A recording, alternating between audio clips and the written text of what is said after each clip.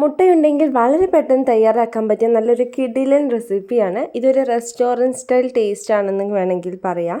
അപ്പോൾ നിങ്ങൾ ഒരിക്കലെങ്കിലും ഇതുപോലെ ഒന്ന് ട്രൈ ചെയ്ത് നോക്കിയിട്ട് അതിൻ്റെ ഫീഡ്ബാക്ക് അറിയിക്കുക കേട്ടോ. നമ്മുടെ ചാനൽ ആദ്യമായിട്ട് കാണുന്നതാണെങ്കിൽ സബ്സ്ക്രൈബ് ചെയ്യാൻ മറക്കരുത്. വീഡിയോ ഇഷ്ടപ്പെട്ടാൽ ലൈക്ക് ചെയ്യാനും മറക്കല്ലേ.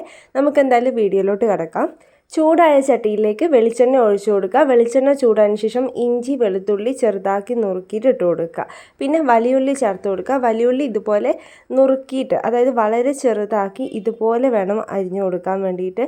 നമ്മൾ ഇതിൽ ചേർക്കുന്നതൊക്കെ ഓരോന്നിനും മുറിക്കുന്നതിനനുസരിച്ച് അതിലെ ടേസ്റ്റിലും വ്യത്യാസം വരും. പച്ചമുളക് ഇതുപോലെ റൗണ്ടായി കട്ട് ചെയ്ത് കൊടുക്കുക. കറിവേപ്പില ഇട്ട് കൊടുക്കുക. ആവശ്യത്തിനുള്ള ഉപ്പും ചേർത്തിട്ട് നന്നായിട്ട് ഇതൊന്ന് വഴറ്റിയെടുക്കുക. ഉള്ളി ഏകദേശം വഴറ്റി വരുന്ന സമയത്ത് നമുക്ക് തക്കാളി ഇതുപോലെ പൊടിയായിട്ട് അരിഞ്ഞിട്ട് അതും കൂടി ചേർത്ത് കൊടുക്കുക. ഇനി ഇതെല്ലാം കൂടി നന്നായിട്ട് മിക്സ് ചെയ്തെടുക്കുക. ഇതെല്ലാം നന്നായിട്ടൊന്ന് വെന്ത് വരുന്ന ടൈമിൽ നമുക്ക് പൊടികളൊക്കെ ചേർത്ത് കൊടുക്കാം. മുളക് പൊടി ചേർത്ത് കൊടുക്കുന്നുണ്ട്. കാശ്മീരി ഉണ്ടെങ്കിൽ ഒരല്പം അതും കൂടി ചേർത്ത് കൊടുക്കുക. പിന്നെ മഞ്ഞൾപ്പൊടി ചേർത്ത് കൊടുക്കുന്നുണ്ട്. പിന്നെ മല്ലിപ്പൊടിയും ചേർത്ത് കൊടുത്തിട്ട് നന്നായിട്ട് ഇതൊന്ന് മിക്സ് ചെയ്യുക. ഈ ഒരു ടൈമിൽ ആവശ്യമുണ്ടെങ്കിൽ കുറച്ച് എണ്ണയും കൂടി ചേർത്ത് കൊടുക്കുക. വെള്ളം ഒഴിക്കാനായിട്ടില്ല. ഇതൊന്ന് മൂത്ത് വരട്ടെ പൊടികളൊക്കെ. അപ്പോൾ അതിന് വേണ്ടിയിട്ട് നന്നായിട്ട് ഇതൊന്ന് മിക്സ് ചെയ്ത് കൊടുക്കാം. ഇതൊക്കെ എല്ലാവരും ചെയ്യുന്നതാണ്. ഇനിയാണ് സ്പെഷ്യലായിട്ട് ചെയ്യുന്നത്. നമ്മൾ കുറച്ച് പഞ്ചസാര ചേർത്ത് കൊടുക്കുക. അപ്പോൾ ഒരു സ്പെഷ്യൽ ടേസ്റ്റ് ആയിരിക്കും കേട്ടോ. നമ്മൾ ടൊമാറ്റോ സോസൊക്കെ ചേർത്ത് കഴിഞ്ഞാൽ ചിലത് സ്പെഷ്യൽ ആവാറില്ലേ, അതുപോലെ കുറച്ച് പഞ്ചസാര ചേർത്ത് കൊടുക്കുകയാണെങ്കിൽ സംഭവം അടിപൊളിയായിരിക്കും കേട്ടോ. അപ്പോൾ അത് നോക്കിയിട്ട് ചെയ്യാം.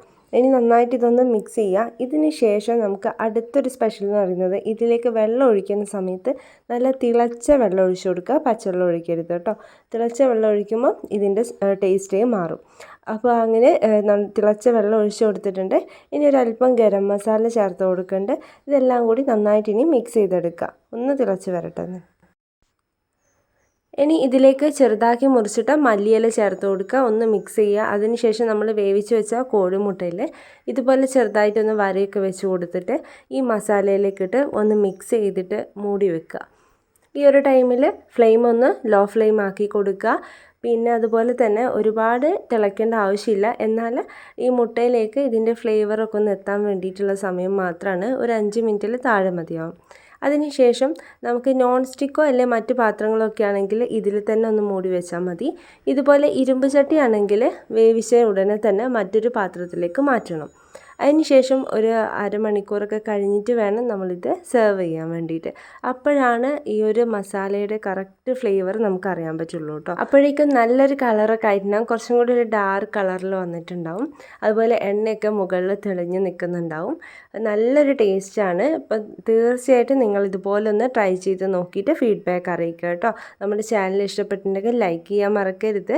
അതുപോലെ തന്നെ സബ്സ്ക്രൈബ് ചെയ്തിട്ടില്ലെങ്കിൽ ഒന്ന് സബ്സ്ക്രൈബ് ചെയ്തിട്ട് സപ്പോർട്ട് ചെയ്യണേ. അടുത്ത വീഡിയോയിൽ കാണാം. ബൈ.